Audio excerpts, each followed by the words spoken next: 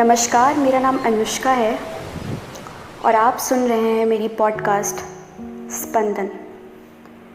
चूँकि ये मेरी पॉडकास्ट का पहला एपिसोड है, मुझे उम्मीद है कि आप लोग मुझे प्यार देंगे और मोटिवेट करेंगे आगे के एपिसोड्स के लिए। जिन लोगों को स्पंदन का मतलब नहीं मालूम, मैं उनको बता दूं कि स्पंदन का अर्थ है हृदय की धक धक, अर्थात जिंदा रहने का सबूत। जिंदगी के अधिकतर हिस्से बस गुजरे हुए हिस्से होते हैं, लेकिन कुछ क्षण ऐसे होते हैं जो हमेशा के लिए हमारी यादें बन के रह जाती हैं। वो यादें ही जिंदगी का सारांश होती हैं। इस पॉडकास्ट में मैं उन्हीं चीज़ों के बारे में बात करूंगी जो मेरी ज़िंदगी का स्पंदन है, अर्थात मेरे ज़िंदा होने का सबूत है। इंसान भावनात्मक कष्ट ज़्यादा सहते हैं, अकेले में रो लेते हैं पर किसी से कुछ नहीं कहते। हमारी आज के पॉडकास्ट का जो मेरा टॉपिक है, जो हमारा पहला एपिसोड है, वो है मेंटल हेल्थ। चूँकि अभी लॉकडाउन चल रहा है और हम सब अपने घरों में बंद हैं, तो कई लोगों को मेंटल हेल्थ का बड़ा इशू हो गया है। कुछ लोगों को तो मालूम भी नहीं कि उनको कुछ दिक्कत है।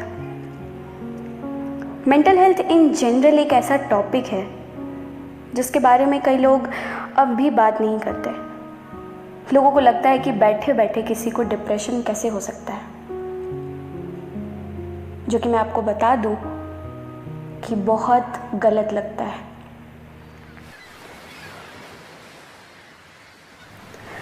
मुझे एंजाइटी बहुत होती है। खैर, इंट्रोवर्ट तो मैं शायद पहले से थी, मगर जो ये कॉन्फिडेंस मेरा गिरा है वो स्कूल से हुआ था। किसी ने कोई र्यूमर फैला दिया और सबने उसको सच मान लिया। एक ऐसा वक्त था जब सिर्फ मैं थी चारों तरफ। हर कोई मुझे ऐसे देखता था मानो मैंने उनकी ज़िंदगी में कुछ कर दिया है, मैं उनकी ज़िंदगी का कोई बोझ हूँ। मुझसे कोई बात नहीं करता था। दोस्तों ने भी साथ छोड़ दिया। लास्ट बेंच पर बैठ अकेले लंच करती थी मैं रोज़। बुली होना मेरी रोज़मर्रा की ज़िंदगी थी। चूँकि मेरा 10th था, मैं स्कूल स्किप नहीं कर सकती थी, मगर ज़िंदगी स्किप करने का ख्याल मुझे रोज़ आता था। रोज़ मैं अपनी माँ को जाके कहती थी कि मुझे नहीं जाना स्कूल, मुझे जीना ही नहीं है, तो मुझे जहर दे दो। हम माँ बेचारी रोज़ कहती थी कि बस कुछ महीने की बात है, इसके बाद तुम्हारा स्कूल बदल लेंगे।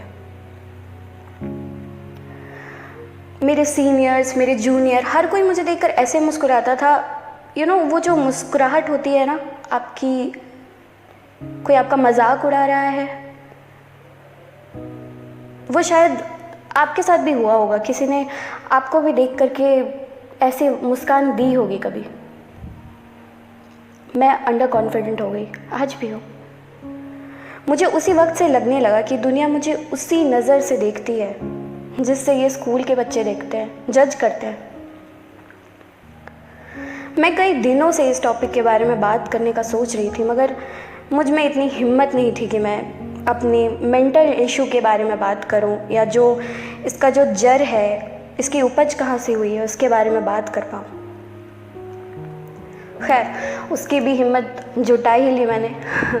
जैसे रोज़ाना अपनी एंजाइटी की वजह से किसी से बात करने के लिए जुटाती हूँ।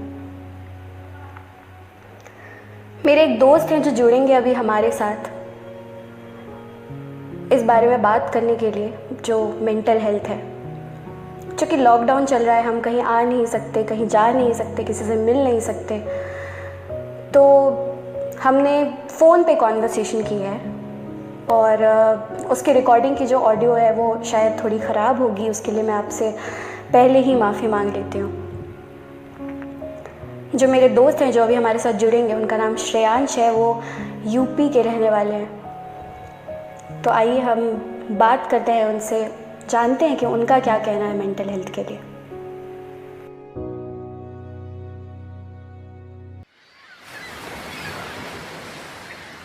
हेलो श्रेयांश, कैसे हैं आप? मैं बहुत अच्छा हूँ, आप कैसी हैं? मैं भी बहुत अच्छी हूँ। बहुत बहुत शुक्रिया मेरे पॉडकास्ट का हिस्सा बनने के लिए। अगर आप मेरे ऑडियंस को अपना एक छोटा सा इंट्रोडक्शन दे देते तो अच्छा होता। जी, मेरा नाम श्रेयांश है और मैं पेशे से एक वकील हूँ और साथ ही साथ में और सिविल और जुडिशियल एग्जाम्स की तैयारी भी कर रहा हूँ। तो बहुत सारे जो हमारे श्रोता हैं वो इस सिचुएशन से रिलेट कर पाएंगे। अच्छा, बहुत बढ़िया। तो कैसे देखते हैं आप मेंटल हेल्थ को? क्या आपका एक्सपीरियंस रहा है मेंटल हेल्थ में? मैंने कुछ टाइम पहले WHO की एक रिपोर्ट देखी थी जहाँ पे ऐसा बताया गया था कि India is the most depressed nation. अच्छा। World wide. तो और ये समझिए कि ये जो डेटा है ये जो हमारे कुछ रजिस्टर्ड साइकोलॉजिस्ट हैं उनके थ्रू जो WHO को पहुंचा है उसके बेसिस पे है। और अभी आप करंट सिचुएशन में देखें तो कितने लोगों को ही मेंटल हेल्थ की अवेयरनेस है या कितने ही लोग मेंटल हेल्थ को प्रायोरिटी देते हैं अपने लाइफ में। जी। अगर उसके बाद भी अगर India is the top most in terms of mental health issues, तो आप समझिए कि जब लोगों को अवेयरनेस होगी and when people start going to the psychologist, psychiatrist, तब आप सोचिए कि ये जो डेटा है वो कहाँ जाएगा। It's scary, don't you agree? I mean yes, of course I agree. तो आपका कुछ मेंटल हेल्थ से कुछ आपका कुछ अपना खुद का कुछ एक्सपीरियंस रहा है क्या? Yeah, like you mentioned earlier, everybody goes through a lot of like bullying when they are young. Then bullying ना कि classmates से भी होती है। हाँ। बहुत टाइम ये आपके कुछ फ्रेंड्स या रिलेटिव्स भी या अनजाने में, मतलब उन्हें भी, क्योंकि उनको भी अवेयरनेस नहीं है और क्योंकि हम एज ए कल्चर एक ऐसे कल्चर में पले बड़े हैं जहाँ पे लाइक ये कैजुअली लाइक चीटिंग अराउंड और ये सब बहुत कॉमन है। जी। तो जी, और जब आप इसका विरोध भी करते हैं तो पीपल जस्ट से कि अरे मैं मजाक कर रहा था यार, तो मजाक भी सीरियसली ले लेता है। हाँ। But everybody needs to know कि आप भले ही किसी से मजाक कर रहे हो बट सामने वाला उसको उसी इक्वल मेजर्स में या उतनी ही स्पोर्टिंगली ले रहा है या नहीं। बहुत बार ये जो छोटे छोटे ये जो आपके कमेंट्स होंगे या छोटे छोटे आपके कुछ मतलब एक्शंस होंगे, जैसे किसी को मजाक में ही कुछ तो एक दो थप्पड़ मार देना या मजाक में ही कुछ ऐसा कर देना, but sometimes it stage with you, it becomes a part of your personality. जैसे कि बचपन में एक टीचर ने जैसे मजाक बना दिया पूरे क्लास में कि you won't amount to anything और ऐसा चीज, and it almost like fucked up my childhood. और मैं काफी हद तक मैं इससे परेशान था बहुत दिनों तक कि फिर मेरी एग्जिस्टेंस का मतलब ही क्या है जी। फिर मतलब मेरे कुछ भी करने का मतलब ही क्या है अगर मैं कंपैरिजन में सबसे नीचे हूँ। जी हाँ, मतलब ऐसा हो जाता है। हमें मतलब सामने वाले को मालूम नहीं चलता है पर उससे हमारी जिंदगी में काफी बदलाव आ जाते हैं, है ना? तो आपको क्या लगता है एज अ पेरेंट आप बुली को कैसे डील कर सकते हैं? मैं collective answer as a parent और एज अ फ्रेंड और ये सभी को इसका बताना चाहूंगा। Like the moment you realize कि you made a mistake and जिस पे कुछ रेक्टिफिकेशन चाहिए, that's the moment when you go up to the other person and say sorry. जी। ये पेरेंट के टर्म्स में भी, जैसे आप ये रिकग्नाइज करते हैं कि अगर आपका बच्चा बुली हो रहा है, वो अब अलग बैठने लगा है, वो कम बातें कर रहा है। बेसिकली मेंटल हेल्थ एक इंसान को तब जरूरत होती है जैसे किसी इंसान के कुछ बिहेवियर से पहले, जैसे किसी इंसान को बहुत आउट गोइंग था वो इंसान, उसे कुछ एक्स्ट्रा करिकुलर एक्टिविटीज में बहुत इंटरेस्ट था और वो अचानक से अब वो उन सब चीजों में इंटरेस्ट उसका खत्म होता चला जा रहा है। जी। और वो उसका जो मैक्सिमम जहाँ अटेंशन जिस चीज में जाता था वो अब उसमें से हटकर वो मैक्सिमम टाइम अलोन उसने बिताना शुरू कर दिया है, या उसने ऐसी चीजों में अपने आप को लिप्त कर लिया है जो आमतौर पे हेल्दी नहीं गिना जाएगा। जी, वो तो दिस इज वेयर में है ना, दिस इज या मतलब basically when if he was outgoing earlier और अब वो बिल्कुल किसी से बात नहीं कर रहा है, तो that's where you need to step in. But as a personality बहुत लोग आउटगोइंग नहीं होते, तो this is where they stay शांत और वो शाई होके अलग बैठे रहते, तो उन्हें नहीं, but there is no harm in just asking कि एवरीथिंग इज ऑलराइट ना। जी, constant checking on friends, right, और फैमिली। Indeed, that's what I mean कि अगर आपको कुछ किसी में बिहेवियर पैटर्न किसी का चेंज दिख रहा है, just go up to them and ask, is everything fine by your side, is like something bothering you, like जैसे मुझे याद है हम दोस्तों का एक ग्रुप था और वहाँ पे मैं सबसे प्रोएक्टिव मेंबर था उस ग्रुप का, बट उस पॉइंट में I was going through some issues और मैं उस ग्रुप में बैठा हुआ हूँ और मैं उतना एक्टिवली पार्टिसिपेट नहीं कर रहा था। So my very good friend जो डेनिस हैं, उन्होंने तुरंत मेरे से ये चीज पूछी कि यार मतलब सब सही चल रहा है ना? जी सॉरी, क्या दिक्कत है, उन्होंने आपसे पूछा है ना? जी, कि everything is something bothering you, these were his exact words कि is something bothering you, even though मैंने उसका आंसर ना कहा कि हाँ सब सही है, कुछ परेशान नहीं कर रहा, बट ही न्यू कि समथिंग इज रॉन्ग। सो कुछ टाइम लेके उन्होंने फिर से उस चीज को ले आई और करते करते मैंने कुछ थर्ड फोर्थ अटेम्प्ट में I like completely broke down और मैंने बता दिया कि this is what I've been going through और it's like completely fucking up with my mental health और I'm not able to focus in my work और I need to speak it out। तो बहुत बार देखिए, बहुत चीज़ों में मेडिकेशन और मेडिकेशन हेल्प करता है, but for the maximum issues about anxiety and all, medication के साथ साथ just opening up also helps. जी जी, so this is in my opinion what ये पॉडकास्ट शुरू करना एक तरीके से हमारी ओपन अप करने का एक तरीका हुआ। जी जी। तो this is where I like recommend everyone कि वो कुछ ना कुछ ऐसे एक्टिविटी लें जहाँ पे वो ओपन अप कर सकें। आप अपने दोस्तों से खुलें, आप अपने पेरेंट्स से इससे खुल के बात करें, और दोस्तों को भी मैं इसमें इंक्लूड करने की कोशिश करना चाहूँगा कि वो खुद से जाकर पूछें कि यार सब चीज़ अच्छी है ना, तेरे साथ सब कुछ अच्छा है ना। वो कभी कभी कुछ हक करके उन्हें जबरदस्ती पूछें कि यार बता मेरे को, तो नहीं बता रहा तो मैं यहाँ से नहीं जाने वाला। ऐसे जब से एक्ट हम और हम सबको इंक्लूसिव हम करके ऐसा चलेंगे तो हमारा सिचुएशन सभी का बहुत अच्छा होगा। बिल्कुल बिल्कुल, मैं आपसे बिल्कुल अग्री करती हूँ कि हमें अपने दोस्तों से, अपनी फैमिली से पूछते रहना चाहिए कि क्या दिक्कत है, मुझे बताओ, मैं यहाँ हूँ सुनने के लिए। हमें उन्हें एक फ्रेंडली इन्वायरमेंट देना चाहिए जिसमें वो आपसे बात कर सकें, आपको बता सकें कि उनके साथ क्या दिक्कत है। अच्छा, मेरा एक और सवाल है कि बिफोर वी गो ऑन, आपका ये ओपन अप करने के क्या क्या तरीके हैं? Like what do you do to like open up, और लाइक जो भी मतलब वो अपना जो ये नेगेटिव इमोशंस रिलीज करने के तरीके आपके क्या हैं? देखिए, मैं मेरी जिंदगी में कुछ मेरे फ्रेंड्स हैं जो मुझसे बात करते हैं इस बारे में, जिनको मालूम है कि हाँ इसको एंजाइटी है, अच्छा ये सैड फील कर रही है, इसको ज़रूरत है। मुट्ठी भर के दोस्त हैं मेरे, और वो दोस्त सुनते हैं मुझे, समझने की कोशिश करते हैं। कुछ लोग नहीं भी समझते हैं तो धीरे धीरे वो भी ढल जाते हैं मुझ में, क्योंकि उन्हें लगता है कि मदद करनी चाहिए, है ना। तो मैं तो अपने दोस्तों से बात कर लेती हूँ, मैं अपनी माँ से बात कर लेती हूँ, तो अच्छा लगता है मुझे, ठीक हो जाता है जिंदगी में, बहुत सारी चीजें ठीक हो जाती है।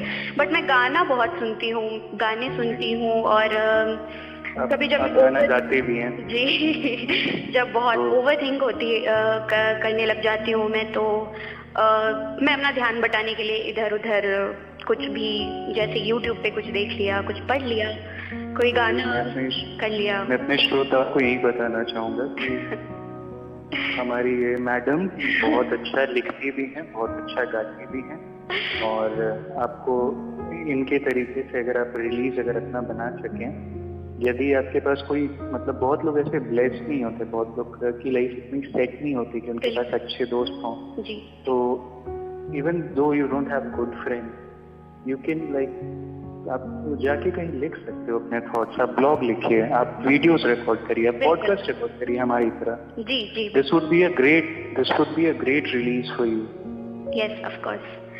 अच्छा, तो एक आखिरी सवाल है मेरा आपसे कि हम बहुत बारी मतलब लड़कियां भी और लड़के भी लड़कों से कहते हैं कि क्या औरतों के जैसे रोता रहता है, तो तुझे क्या दिक्कत है, क्या डिप्रेशन जैसा कुछ नहीं होता है, तो क्यों सैड घूमता रहता है, ये सब क्या है, ये क्या चल रहा है? तो आपका क्या कहना है इस बारे में? जी, very good question. So in my opinion जी, ये एज अ कल्चर बिकॉज ये डेवलप हुआ है, जो हमें बचपन से हमें जिस तरीके से ट्रेन किया गया है कि मतलब मर्द ऐसे होते हैं, कुछ हमारे आर्केटाइप्स बना दिए जाते हैं, औरतें ऐसी होती हैं, मर्द ऐसे बिहेव करते हैं। तो कई बार यू नीड टू नो कि सबका बिहेवियर पैटर्न अलग होता है। Like men can be emotional at some point of time as well, और विमेन भी मतलब बहुत टाइम स्ट्रांग होती हैं, जैसा आप एक्सपेक्ट नहीं करोगे। आप हमेशा उनको लाइक वैसा एक्सपेक्ट नहीं कर सकते कि वो हमेशा जो जैसे उनको एक रैशनल वे में बिहेव करने को आप एक्सपेक्ट करो, लोग उतना रैशनल नहीं हो सकते। To err is human. जी। हर कोई से आप बेस्ट बिहेवियर एक्सपेक्ट नहीं कर सकते। सो ऑल दिस लाइक मर्दों के साथ ये तो टॉक्सिक मैस्कुलिनिटी में आ जाता है, जो आप एक वायलेंट बिहेवियर उनसे एक्सपेक्ट कर सकते हो, और ये कि वो अपने इमोशंस हाइड करें और काफी अपने आप को गठित करके चलें, ये सबसे आप एक्सपेक्ट नहीं कर सकते। I really like respect anyone जो ऐसा बिहेव कर रहे हैं, but you need to be inclusive of everyone. कि जरूरी नहीं है कि हर कोई मोदी जी जैसा ही होगा, या परफेक्टली उसके सारे सोशल स्किल्स अच्छे होंगे, या वो इमोशनली बहुत मैच्योर होगा। You just need to be a little inclusive is what I am saying. आप सबको इंक्लूसिव रखिए। हर किसी की पर्सनालिटी सेम नहीं होती, एंड आई बिलीव वहाँ से ही मैक्सिमम चीजें आपको समझ में आने लगेंगी। बहुत बहुत शुक्रिया हमसे साझा करने के लिए मेंटल हेल्थ के बारे में और अपना खुद का एक्सपीरियंस भी। This was a very good experience for me as well, and जब भी आप ऐसे किसी टॉपिक पे बात करें तो I would love to be a part of it. Thank you so much. Thank you. Mental health एक ऐसा टॉपिक है जो समंदर के जैसा है, अगर बहने लगे तो बहते ही रह जाएंगे। बस एक एपिसोड में हम उसको समेट नहीं सकते।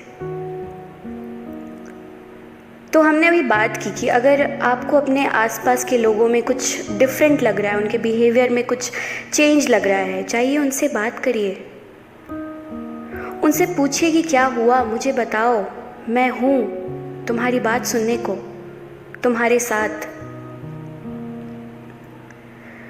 तो जैसा कि शुरुआत में मैं बता रही थी, मेरे स्कूल में मुझसे कोई बात नहीं कर रहा था, मैं अकेले लास्ट बेंच पर बैठी रहती थी। मेरी क्लास में एक लड़की थी, वो मेरी दोस्त कभी से नहीं थी, पर उसको मालूम नहीं क्या हुआ, वो आकर मुझसे बात करने लगी, मेरी इकलौती दोस्त बन गई, मुझे अंधेरे से निकाल उजाला दिखाया। इस बात को ना 10 साल हो गए हैं लगभग। वो आज भी मेरे साथ है, मेरे सबसे अच्छे दोस्तों में से है। मैं खो नहीं सकती उसको, वो इतनी स्पेशल है मेरे लिए। अगर आपके आसपास कोई मेरे जैसा है तो आप भी मेरी उस दोस्त की तरह बनिए, उसको यकीन दिलाइए कि आप हैं उसके साथ, सुनने को, बात करने को। तो इसी के साथ मैं इजाज़त लेती हूँ, मिलते हैं अगले पॉडकास्ट में, तब तक के लिए ख्याल रखिएगा।